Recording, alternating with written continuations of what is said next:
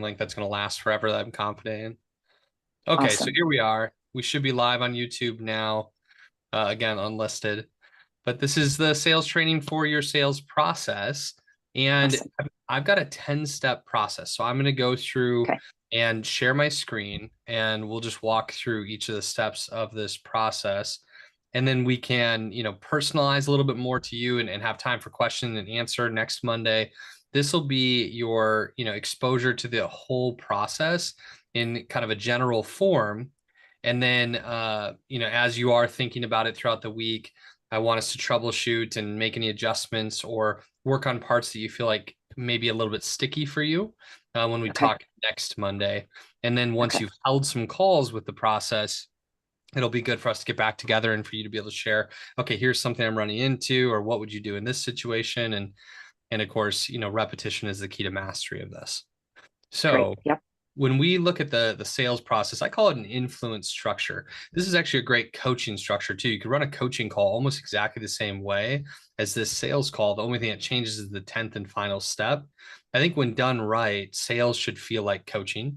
It should feel like Mm, leadership. This is really good because you're pitching this as a coaching call, a free coaching call to help them solve a problem. This process is perfectly designed to do that anyways. And to help them start moving in the right direction. We've got a little picture here before I start getting into the steps of a teeter-totter, and this idea that when we get into a sales conversation with someone, they've got two choices ultimately. One is to do nothing, to remain the same, to stay in the patterns that they're currently in their company, in their culture, the way they've always done things. And the other option is to take action, to do things differently, to behave differently. And human nature is to do nothing. Human nature is to remain as comfortable as possible.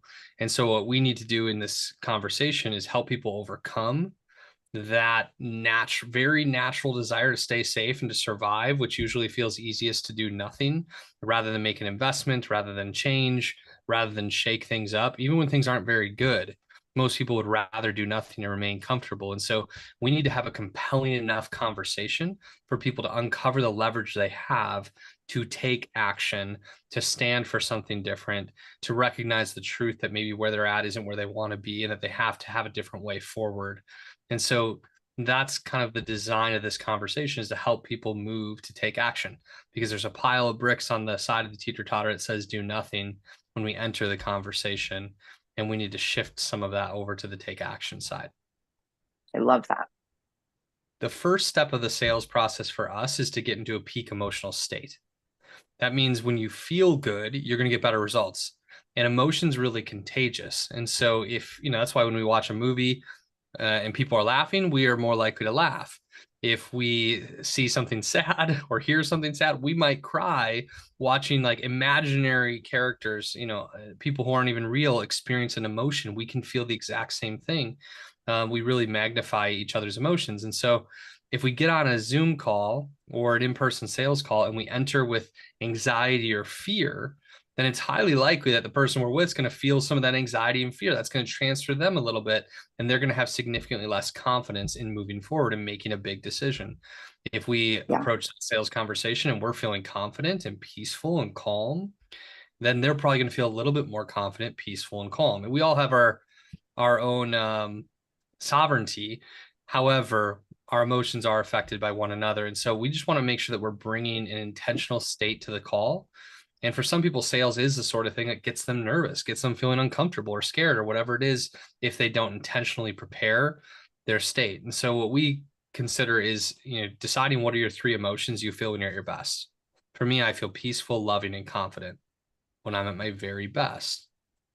What would the Yeah. emotions I be would for you? probably say um, confident, optimistic,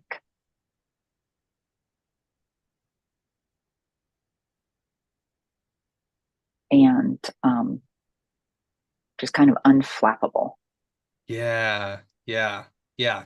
Confident, optimistic, and unflappable. Unflappable is, maybe it's steady, maybe it's sturdy, maybe there's a word in the positive of that. Maybe Yeah. it's So it's, consistent, maybe it's resolved.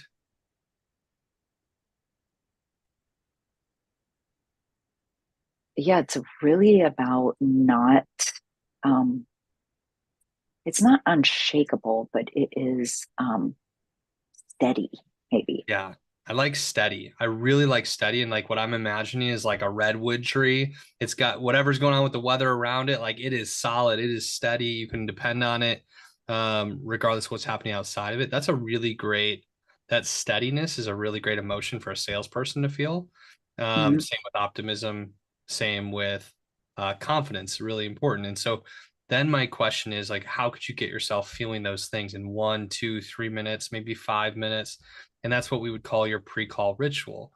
And the Okay. equation for each person to get into their peak emotional state's a little bit different. For some people, it's going to be prayer. I oftentimes I'm just like, God, help me to be confident, loving, and peaceful. Amen. Like just saying those words out loud and praying for support and getting into those emotions helps me get there. So it could be to say, like, God, help me to be sturdy, help me to be confident, help me to be optimistic with this person. I even like to pray, like, God, help me make it easy for the right people to say yes. Help me to make sales. And as you bless me, Hmm. help me to bless people more and more and more. And that puts me in a good mindset. For you to be an optimistic mindset, it could be a visualization. You could close your eyes and imagine the perfect sales call and the end of it, them saying, yes, this is exactly what I need. Thank you so much. Like you could have that optimistic visualization of what could happen on this call.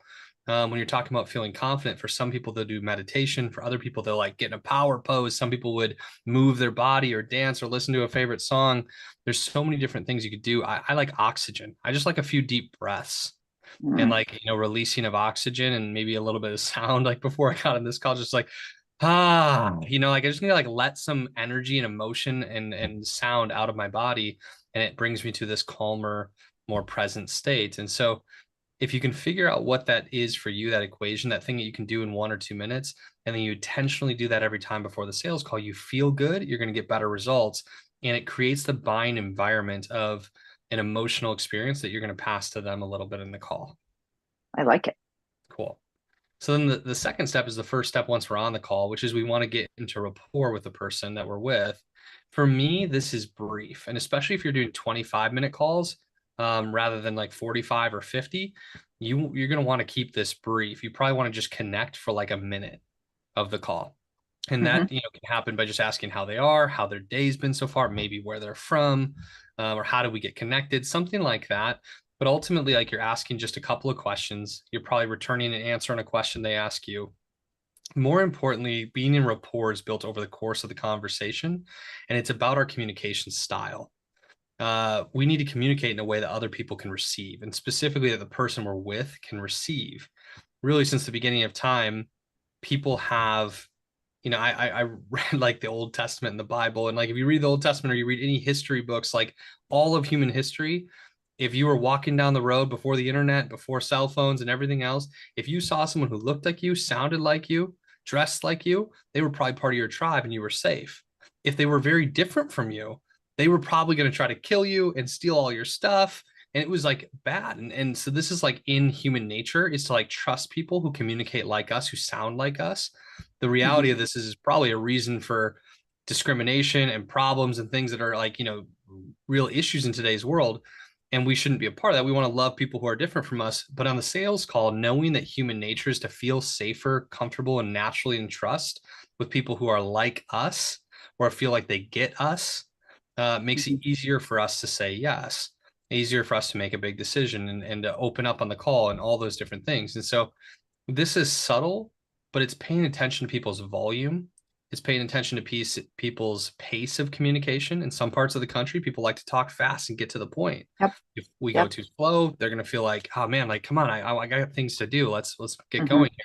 But other people, I've got a client, Albert, in Louisiana. He likes to take his time. They tell a lot of stories where he lives. He tells me stories to communicate the point. He is not in a rush. If I'm in a rush with Albert, he's going to feel like I don't value him.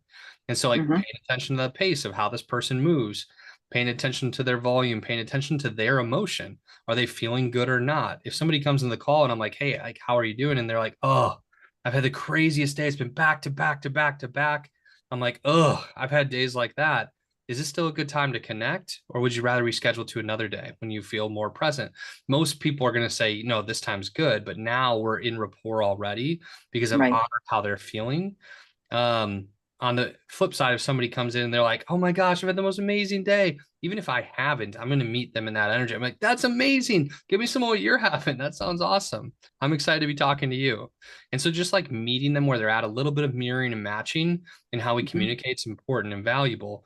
Naturally, you speak the same language as them in your industry. So that's important.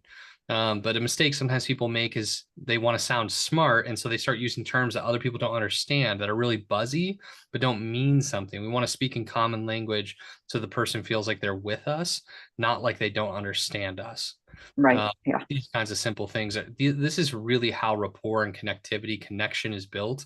It's through communicating in a language and a voice that the other person can easily receive and trust, and just paying attention to their social cues. You're naturally a great leader and very good at this, but the rapport building session, like actually just like connecting at the beginning of the call, should be pretty brief, and especially in a 25-minute call. And then we want to Yep. transition to the pre-frame. To me, the pre-frame is the most important part of the sales conversation. This is where we set the stage for what's about to happen, and we get consent to sell. We lay out a structure that allows us to step into the leadership role, and we get an opportunity to show that we're professional, that we've done this before, that they can follow our lead, that they can relax. And this can take a number of different forms. I'll give some examples and then I'm going to show like a breakdown of it. A Okay. professional like example for me in my business sounds something like, hey, John, thanks so much for taking the time to connect today. Do you have to pause? No, Okay. I no, want I'm to make good. the I was best use just, of. it's the dining. It's her Oh, yeah. lunch. So No I'm good. worries. I'll No take worries. care of her. So for me in my business, I might say, hey, John, thanks for taking the time to connect today. I want to make the best use of your time and mine. So I just like to lay out a simple structure for this call. Would that be okay? Yes, cool. The reason we're talking is Rene tells me that you're a great coach and a great leader. And I work specifically with coaches to help them optimize their business model, their pricing, and their sales strategies so they can scale their income and scale their impact. My outcome on a call like this is to get to know you a bit and to discover whether or not it's a fit for us to work together. And the way I'd like to get to that outcome is by asking you some questions about where you're at in your business right now, what your vision for the future is, and what some of the challenges are that you're facing. From there, I'll give you some perspective and coaching based on what I hear. And if it seems like a good fit, I'll explain really specifically how I work with my clients. And then you and I can decide either to work together or not work together. And either way Okay. is fine. Does that sound good? They say Yeah. yes, got consent. It's transparent. It's honest. Like they know they're in a sales conversation, but that they're going to receive coaching too. That I'm going to ask questions first. I'll share about the offer later. This makes everything easier. Now, there are certain instances in which I get on a call and it's more of a casual pre-frame, where I might just say like, hey, John, thanks so much for connecting. I'm not exactly sure why Renee introduced us, but I really trust her. And if she thought we should talk, I do too. I'd love to just learn about your business and you and share about me and see how we can support each other. It's another version of that. That's what you did to me when we first talked. Exactly. So Yeah. it's like you and I, you actually not actually, you are far more successful in your life in business than I am and far further along that journey. Like you've had tremendous, tremendous success. And I can get on that call and without like an effort and without like this posturing, I can just naturally easily take a slight leadership role in the conversation by just having that very laid back pre-frame where I set the stage and you agree. And now I've taken a leadership role there, but it Hmm. was natural and it wasn't this posturing. It wasn't forced. It was easy. But the person who sets the pre-frame usually is the leader of the call. And so it's just a really nice way for you to show up there. For Hmm. you, if you were giving a pre-frame to somebody who booked this call through Carrie, and the suggestion was that you're going to provide some coaching, help them solve a problem, um, a more like, and this is really the only part of the sales conversation I script. The rest is a conversation, more bullet points. Hmm. But I do think you should script your pre-frame, practice it a lot so you feel comfortable and confident with it. But I'll give you two versions and then I'll break down the pieces so you can adjust and find your own language in it. But one Okay. version, more like formally, would be like, hey, John, thanks so much for agreeing to have this call with me. I am really happy that Carrie reached out and that you were willing to connect. I know that you specifically work in the aviation industry, and I've been in the aviation industry for 20 years. Right now, what I'm really focused on is helping companies improve their culture and their retention and their productivity amongst their teams. And so my outcome on a call like this today is get to know you and get to understand more about your company and what's happening in the culture right now, and to discover whether or not I can support you in solving some of the workplace problems that you might be having, or at the very least, elevating towards the goals that you have for your company. And the way I'd like to do that is by asking you some questions about what's happening right now in conjunction with like where you want to go. What's your vision for the future? What do you really want? And from there, I'd love to discuss specifically the problems or triggers that you're experiencing inside of the organization. And I'll give you some coaching today that I'm sure can help. And maybe we can solve a problem right away today. After that, if it seems like we connect well and there's an opportunity, I'd love to share with you how I work with my clients on an ongoing basis to continue the work that we start on today's call. And then you and I can decide either to move forward to the next step in that process or not move forward to the next step. And either way is fine. Does that sound good? Dang. Something like that. I'm glad you're recording this because that's like word for word perfect. I love that, Okay, Justin. yay, that's great. That's so good. Yeah. A simpler version would be like, hey, John, I'm so happy that we're connecting today. I know Carrie mentioned that Carrie reached out to you because you work at an aviation company. I've been in aviation for 20 years and I help companies solve big problems around culture, retention, and productivity. Today, I'd like to help you solve a problem that's been important to you and your company, and then talk about how I support my clients beyond that if it makes sense for us to do any additional work together. Does that sound good? So that's like a Yeah. shorter version of that. So Great. you can And find. then what would I do if I know the person? Ah, so I'm still doing something very similar to that. So Okay. it's slightly adjusted. So it might be like, you're catching up for that minute. Maybe it ends up being two with somebody you know, but you want to still keep it relatively brief. And be like, okay, cool, man. And you could even transition by like, wow, I feel like I got 100 questions. I just love to catch up with you more. I do want to make sure we make great use of our time today. So I'd like to Hmm. lay out a simple structure for what this call is about. Would that be okay? Yes, Yeah. great. So obviously in this context, we reached out because I'm working with a lot of different companies right now in the aviation space, just trying to help them solve acute problems and then sharing about a community that I'm building. And I thought of you as somebody who I'd love to have that conversation with. And so today I'd like to just kind of talk about where you're at in your business right now, what your goals are for the future, and what some of those sticky problems are that seem like they're standing in the way. And I'd love to help you today as much as I can, and then share a little bit more about the community I'm building to see if it's something you may want to be a part of. Does that sound okay? So it's Yeah. just like a That's little great. softer Yeah. around the Yeah. edges, a Yeah. little more like you know who I am, and here's Yeah. directly what I'm doing. But that's still like what some people would do, and a mistake would be not to pre-frame with someone that they know, because then the conversation just kind of goes off the rails and it ends up being a social call. And it becomes strange when we try to make an offer or sell something Yep. later. But Yeah. the pre-frame makes the sales part of it transparent and upfront so that it's not uncomfortable. It doesn't feel strange or forced later on. It was Hmm. asked about at the very beginning and we were given consent and they agreed and they totally understood the nature of the call, which is important with our friends who might otherwise take the call in a different direction Yeah. or expect us to do differently. Okay. Yeah. So that's the pre-frame. And these are the steps of it that I kind of laid out. One is to pre-frame the pre-frame. This is where we assume that leadership role only slightly, no Hmm. effort here, and we get first consent to set the pre-frame. So for me, I oftentimes say, I'm so happy that we're connecting today, or thanks for taking the time to connect today. I want to make the best use of your time and mine. So I'd like to lay out a simple structure for this call. Would that be okay?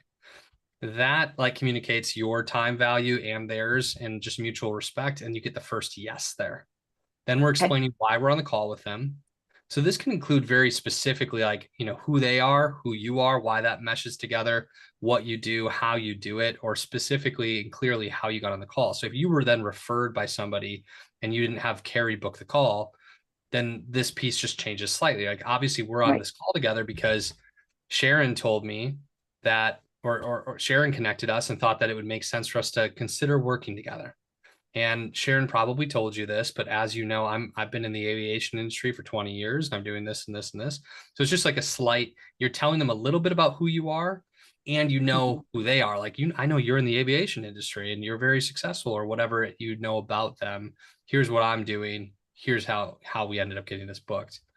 And then the outcome is like the transparency piece. I really like clear language. My outcome on this call is, and for me, it's usually two parts: to get to know you better and to discover whether or not it's a fit for us to work together. That's like, okay, this Perfect. is a sales call. This is what we're doing. Your outcome could be my outcome on this call is to provide you some coaching to help you solve a problem, and then to see if there's an opportunity for us to work together beyond this call. So it could be that kind of language, which might be different than what I said before. And then the structure piece is the way I'd like to get to that outcome is. And here I'm highlighting, I want to ask questions about where they're at. I want to discover a Mm-hmm. little bit. I want to ask questions about what they want and their goals and vision for the future. And then I want to specifically ask about the problems they're facing. From there, that's where I'm going to get some coaching and perspective. And then at the end of the call, if it seems like a fit, which also shows that I'm evaluating them, like we're interviewing each other. At the end, if it seems like Mm-hmm. a fit, then I'll explain how I work with my clients. We can decide either to work together or not work together. And either way is fine. And that's like the decision is really just a part of structure also, but it's so Mm-hmm. important. Like at the end we'll decide to take the next Mm-hmm. step. At the end we'll decide whether or not to work together, to be very clear. And then we just want to end with like, does that sound good? And get yes. Mm-hmm. Now we've got Mm-hmm. consent to sell versus just kind of Mm-hmm. a bulldozing. If you Mm-hmm. crush the pre-frame, which you will because you're such a great speaker, you're such a professional, you've got such a great presence. I mean, they're immediately going to be like, oh my gosh, like they already are like, this is amazing. I'm with a great leader. I'm with a great coach. I feel really safe and comfortable. This is going to be really valuable. Somebody could, and this wouldn't be you, but somebody could be exceptional at the pre-frame, and they wouldn't actually even have to be an expert at what they do, but people would assume they are because of the way they deliver the pre-frame Mm-hmm. with confidence. This is where your confidence and your steadiness has to come in, and this is where they're going to decide, oh wow, I really trust her or not.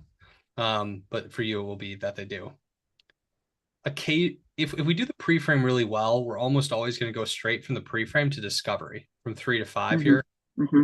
Occasionally, there could be a mid-call objection that comes after the pre-frame or at any point during the conversation before you've actually made an offer with a price. And I'm actually pretty yeah, good at overcoming objections because I've had to I do love that that. in contract negotiations so long. Okay, So perfect. you can skip that step. Okay, I've probably I'll got skip that. that. You know what to I've do if got that somebody's covered. like, I well, know how what much to does do with this that. cost? Or how long is this going to take? Or can we do this instead? So you've got that down. Okay. I think So so. and honestly, with a good pre-frame and these people lining up the call to receive coaching from you, like it's not it's a 1% Yeah, um I don't know. likelihood that's going to happen for you probably. If you And realize if they on have calls it's that, happening then more, yeah, yeah, then we'll address it. yeah, Um, we can talk but about it. I think I've probably garnered enough respect in the industry that, and people are so nice in this industry that they're going to hear me out and be polite no matter what. Exactly right. Exactly right. So I it should be almost okay. never receive a mid-call objection now. This is Yeah, usually only if you're calling on the wrong audience or you're really green or you're yeah, very yeah.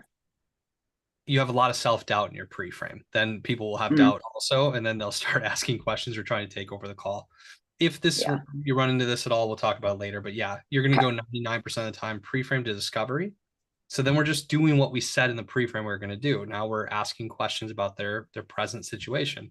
And so you'll find the rhythm of what your questions are, but I Mm-hmm. also want it to feel conversational, and it shouldn't be like you've got every single question scripted. There are going to be a few questions that you know you need to ask every person because they help you qualify if they're a fit. They help you get clear on how you can help. And so you'll probably have like a patterns here for sure. But then you Okay. just want to be curious and you want to follow the thread. You want to see what they talk about, where the energy goes. And you want to just follow that and be willing to have a conversation with curiosity and depth and asking why and going a couple layers below the surface in many cases. So you might say after the pre-frame, you're like, does that sound good? They say yes. You could say, awesome. So tell me a little bit about your company. And you could just start with a very open question and see what they talk about and then get curious. Oh, interesting. Tell me more about that. Or how long has that been going on? Or how long have you been there?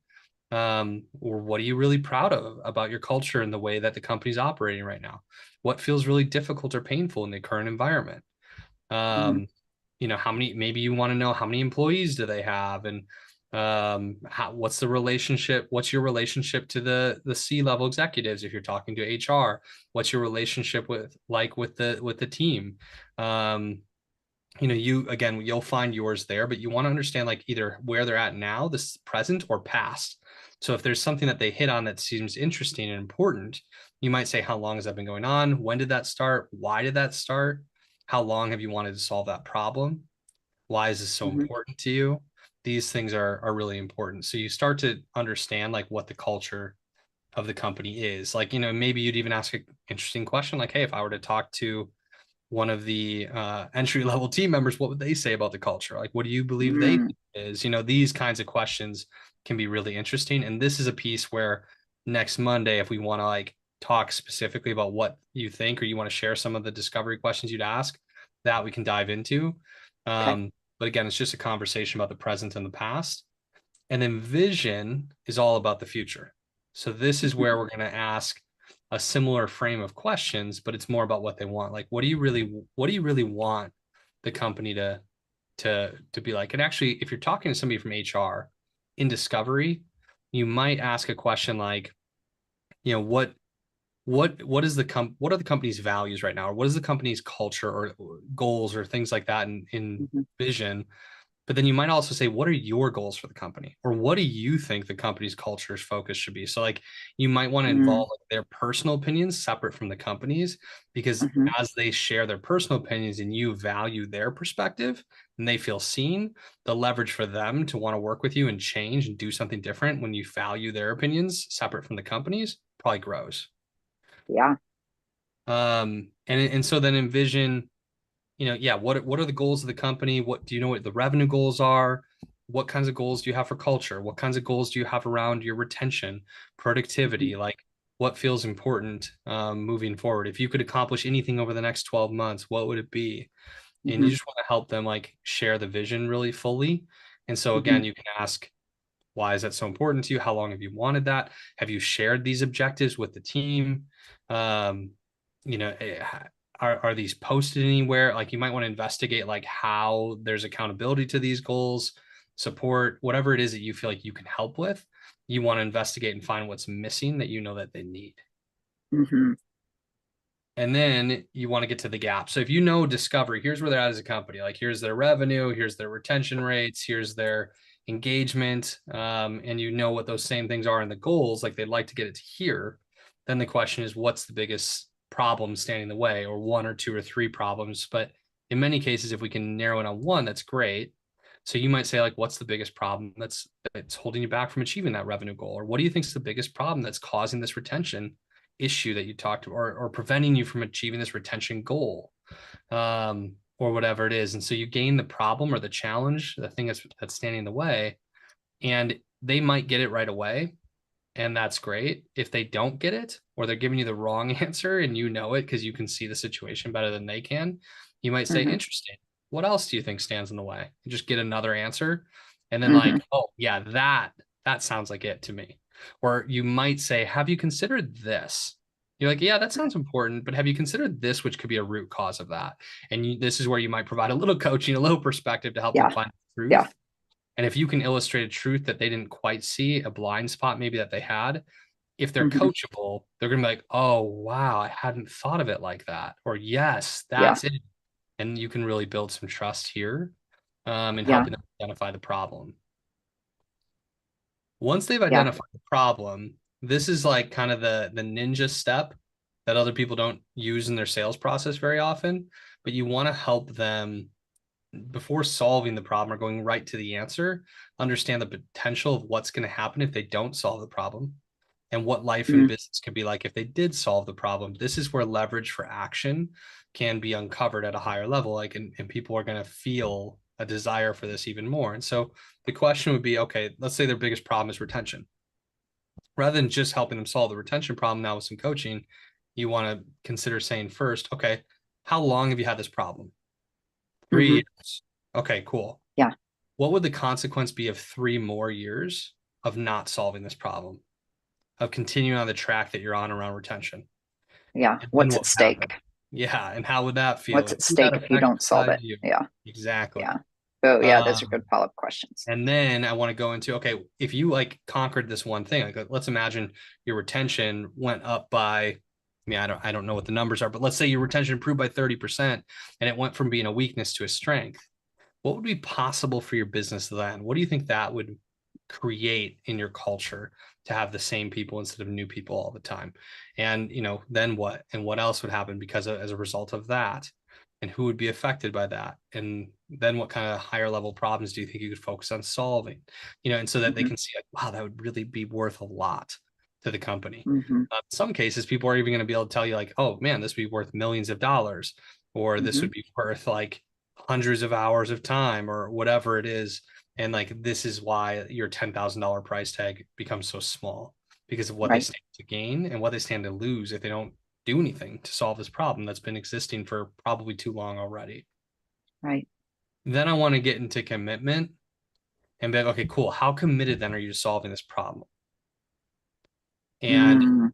if they're committed to solving the problem, that's when you can help them solve it. If they're like, oh, I don't know, like, then we probably didn't do a great job in the last few steps. But if we've had a Hmm. deep, meaningful conversation here, in many cases, they're going to come to this and be like, yeah, like we need to solve this problem. This is, and if they're having a hard time with the word commitment, you can say it this way, like, okay, I get that commitment's a challenging word, and like it's not your responsibility solely, but for the company, do you think that this is a should, like a problem that you should solve, or is it a must, this retention problem? Oh no, Hmm. this is a must. We've got to do this. Okay, cool. Or another way I like to put it is, I get that like commitment can sometimes feel big, and this isn't your responsibility solely, but do you believe that if you had all the resources, you had all the support, everybody in the team was on board, and you had the training and coaching, mentorship, everything you need to solve the problem, would you be willing to do your part to solve this problem? Yes? Cool. Mm. That's good enough for me. And so to me, like the coaching is actually helping them gain clarity on where they're at, where they want to go, what the problem is that's standing in the way, and then like help them commit to solving that problem. That coaching alone is worth a ton. Now, in the way that we're positioning this, you might, between potential futures and commitment, you might just give some extra coaching there and be like, okay, cool. Here's one thing that you could do that I think would help right away. And like, here's maybe where you give like, one idea that could help them move forward and like a win that they can achieve. But then you say, how Hmm. committed would you be? Like, so that probably, maybe that takes you from like a 3 to a 4 on, solving this problem. Like, or that eliminates a couple of the issues that are roadblocks that stand in the way. But if you want to like completely solve this problem, you want to completely transform your retention, it's hard to do that with one idea in 1 minute. Oftentimes it takes a little bit more commitment. How committed are you to going all the way and resolving this retention issue and turning this into a strength? So you could have some coaching there kind of between the potential futures and commitment. Um, and then the last step of the process, step 10, is the 6 O's of closing. But before that, I do have one more step I kind of insert here. I call it 9 3/4 for the Harry Potter fans, which is a statement of certainty and ask for consent again. So if they say they're committed to solving the problem, I'd say, Hmm. awesome. If you're committed, I'm really confident I can help you. Are you ready to hear how I work with my clients? So I'm getting consent. They're like, okay, cool. Like I'm Hmm. confident. I know I can help. Are you ready to hear how I work with my clients? Or would you like to hear how I work with my clients? And then the Hmm. yes, now I'm going to make my offer. Now you can say, okay, hey, if you're committed, I've got a community of people who are also committed to solving problems like this that I'm building. And I'm really confident I can help you. I'd love to invite you to be a part of this community. I think it would be really valuable for you and your company. Would you like to hear more about that? And most people are going to say, oh, yeah, sure, I'll hear about it, like at the very least.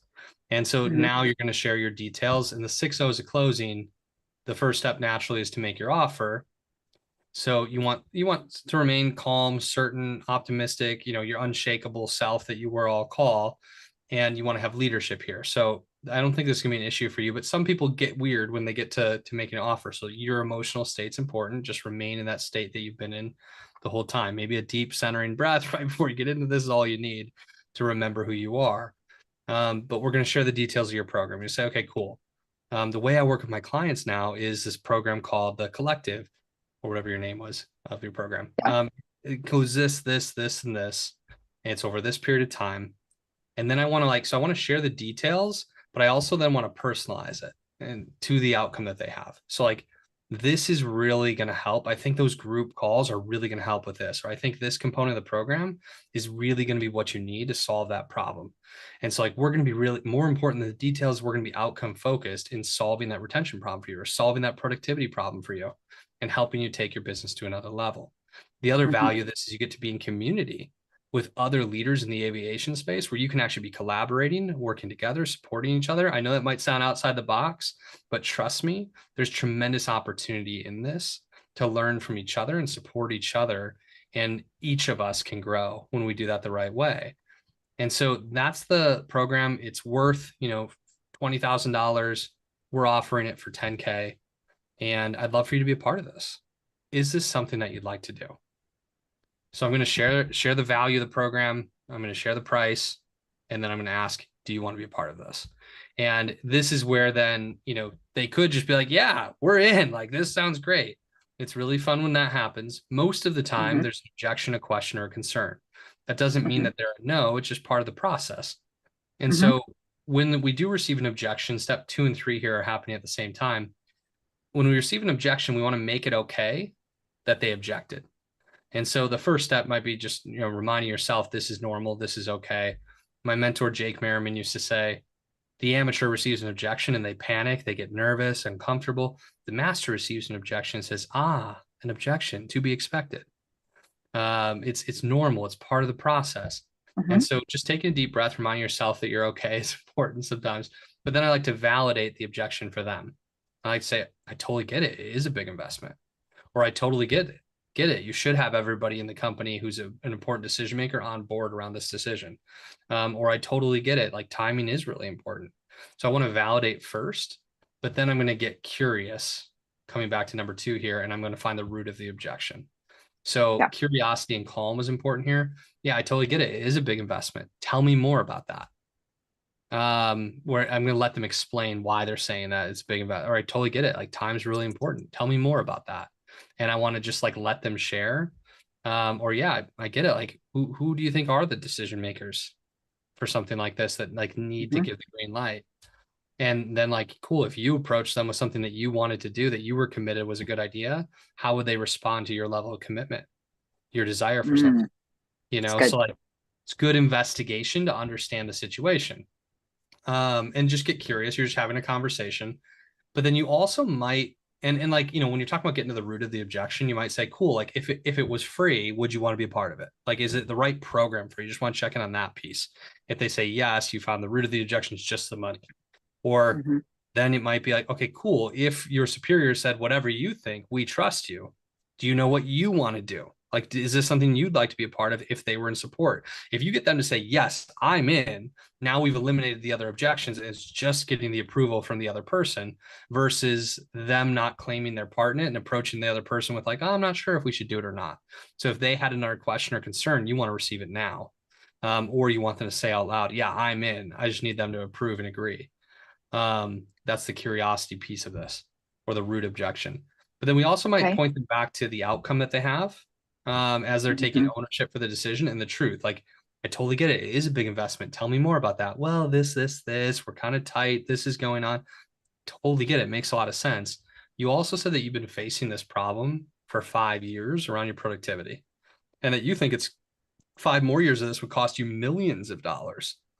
And so, from that perspective, there's a part of me that wonders if you can't afford not to do this. Like, you can't afford not to solve the problem. Or if not this, how else would you solve the problem? Mm. Have you tried that before? How long have you tried that? How come it hasn't worked? How come the problem hasn't been solved yet? And we're not trying to be aggressive here. We're not trying to like shove their words back in their face. So tone is important, but we're Yeah. calmly, lovingly pointing out a powerful truth that they have not yet solved this problem, which is why it exists, and you're here with a Mm-hmm. real solution for it. Mm-hmm. And so, like, coming back to what they said before and the potential futures can be really important. And again, we want to come back to it with questions, not just a point in their face. So we don't need great objection handlers and lines here. We just need good conversation with an honest focus on helping them find the truth of what's best for them, which in many Yeah. cases is going to be to join this community with you.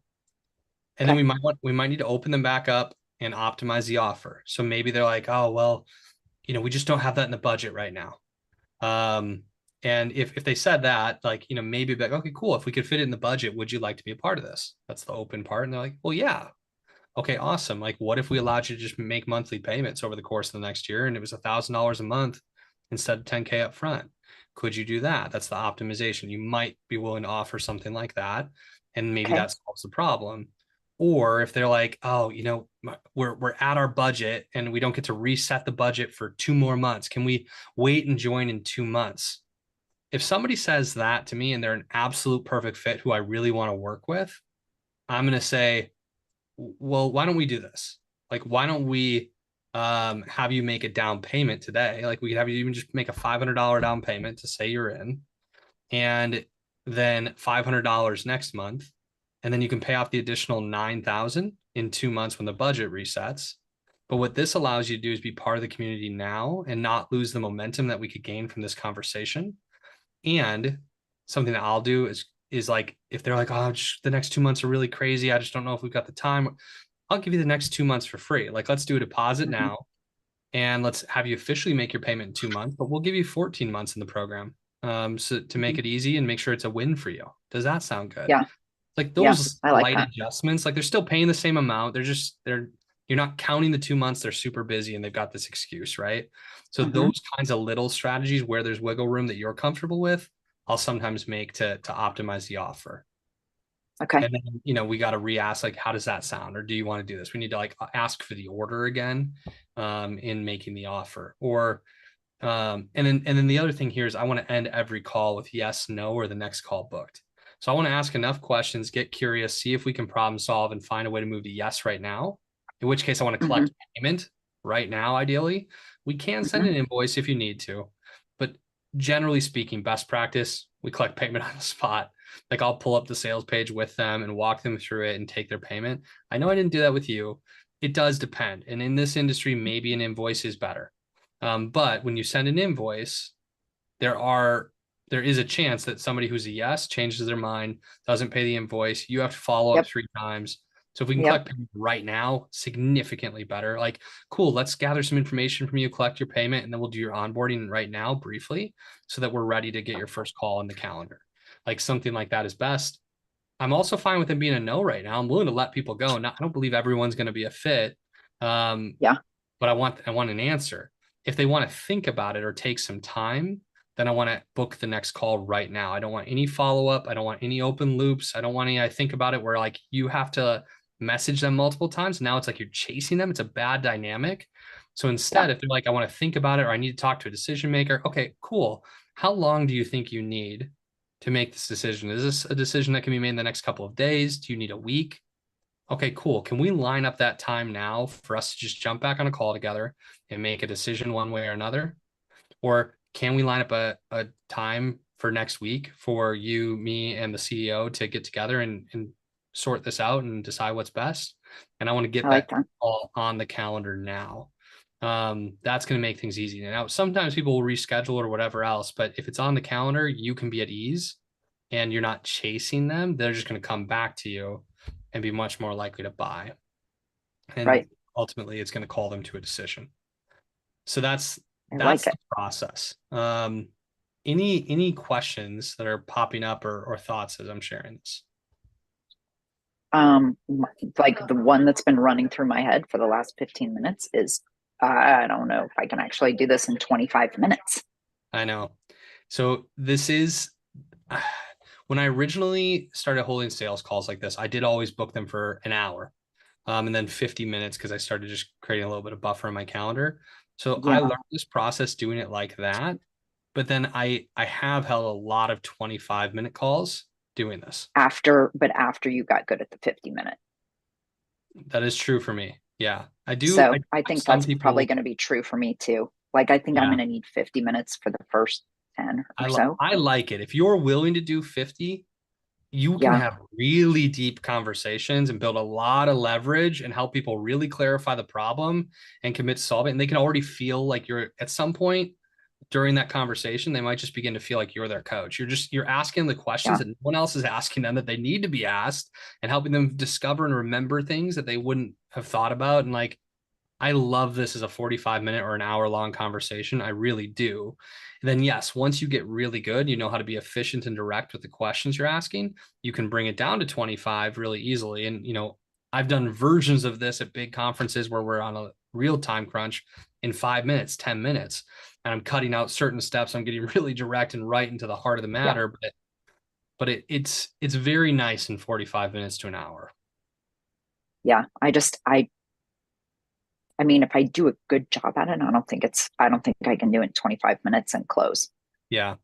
Right. At least not And starting out. I think I need to that's what give myself some happens a breathing room. lot more often in 25-minute calls is it ends up being a two call process where you get to the end, you're like, Hmm. let's book another call to like finish the conversation, decide. So if that's going to happen anyways, I'd love for you to close at a higher efficiency on fewer Hmm. calls, Hmm. even if the calls are longer. And then like Hmm. if you realize, oh, this is only taking me 33 minutes on average, well then maybe we can change it to a 30-minute call and help you just narrow in a little bit. But a lot of people do like 45 minutes to an hour in this when they're new at it, especially. Yeah. Okay. Yeah. Well, you can let Carrie know that. Great. Okay, great. Um, yes, that would be the other feedback point. That's the only other reason I do like 30 minutes versus an hour is it feels like easier for them to say yes to maybe, but it depends. Like if they already know you and want to talk to you, they're thrilled to get an hour. Like, oh my gosh, she's going to give me a free hour. If and when it becomes more cold, they might be less inclined to give an hour to somebody they don't know. So I think with this initial group of people who know you, or at least know you by Hmm. reputation, an hour is Hmm. probably going to work. And then if we find as we get to a colder audience, if we get to a colder audience, if it's harder to book the hour, then we can switch to 30 minutes. At that point, you'll have enough skill to like narrow it in. There's also the potential that at some point, some companies will intentionally do a two call close, Hang on but just a second, yeah, just yeah. yeah. Okay. Yeah, we just have 5 more minutes. We're fine. I have noise canceling headphones on. Yeah. Okay. Thanks, So Jessica. some companies will have like an appointment setter and they'll kind of like elevate them from appointment setter to like a sales development rep. And they're almost Hmm. like a qualifier.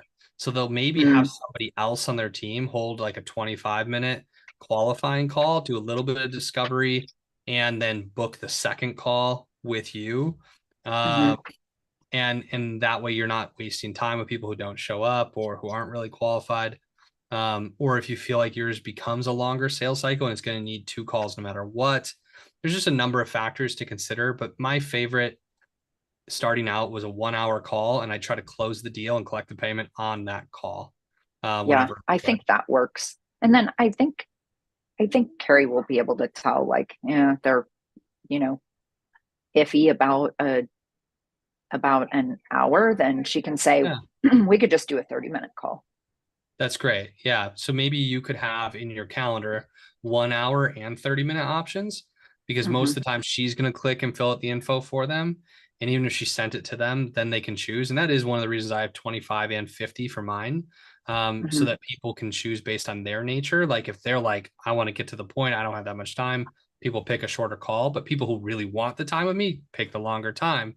Yeah. So yeah, I think it's nice for her to have the drop down to, okay, why don't we start with 30 minutes? If you and Renee need more time after that, you can always line up another call. Okay. Yeah, I like that. Yeah. So you're and you because you know your industry so well, your discovery and like vision and gap and stuff, it could get eventually very efficient and pointed. Or it could always be best for you to do 45 minutes or an hour. So it'll will be in a little bit of a state of discovery as you start holding these and you'll learn what's Sure. the right rhythm. Yeah. Yeah, sure. Anything No, else? that all sounds good. No, I'm going to listen to this like 3 times before we get back Perfect. together on Monday. I think that'll be really good. Perfect. That's what I did. I had a training, similar to this that was teaching me a sales process when I was just going to start holding these higher ticket calls. And I listened to it like 3 times, held my first sales call, closed the deal on my first call.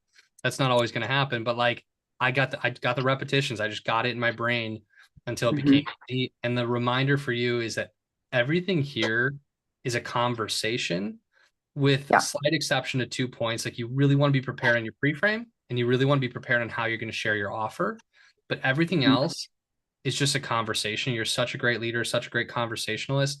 Like if you get lost, like just have a good conversation and aim to help the person and then get to the end and be Yeah. like, cool, here's the offer. So those are the two parts to really get kind of scripted down a little bit. Yeah. I think the transition, I like the pre-frame a lot. And I think the Yeah. transition into the offer is something that I'll really want to practice and get good Yeah. at. For sure. For sure. 9 3/4. Cool. If you're committed, I'm Yeah. really confident I can help you. Could I share how we work with our clients and the community we're building? Yeah. Awesome. I like that a lot. And the way I work with my clients is, I really like that phrase for you. The way I work with my clients is, or the community that we're building is really built around blank. And then you start getting into the details. Yeah. Hmm. Cool. All right. We'll talk more on Monday. All I'll send right. you a Sounds good. link via Perfect. text with this. Awesome. Thanks, Justin. Talk Thank to you, you soon. Renee. See ya. And I love Carrie, by the way. Oh, yay. Yeah, Yes. she and Like I you are guys going are to kind of totally hit like it off. your vibe. Like I just feel like you guys have like Yeah, a, it's really you're good. distinct, but you have a similar vibe where like it would fit that she would support you, you know? Yeah. Yeah. Yeah. No, I love her. Texas She's going to gals. be awesome. Yeah, Yeah. It exactly. really, really feels like a good fit. All right. Thanks, Renee. Awesome. Thanks, Talk Justin. to you Bye. soon.